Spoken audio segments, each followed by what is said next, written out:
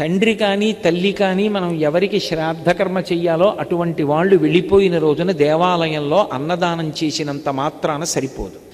ఖచ్చితంగా 3 తరాల పేర్లు సమంత్రకంగా చెప్పాలి.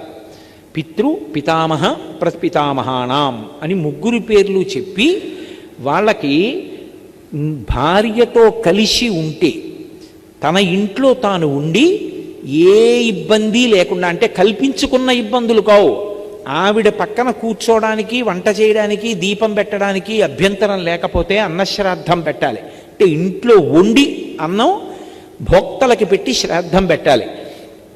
లేకపోతే ఆమశ్రాద్ధం అంటారు. భార్య పక్కన లేకుండా తానొక్కడు ఎక్కడైనా ఉంటే అటువంటి పరిస్థితుల్లో పొడి పదార్థాలు పొత్తర ఇవ్వాలి.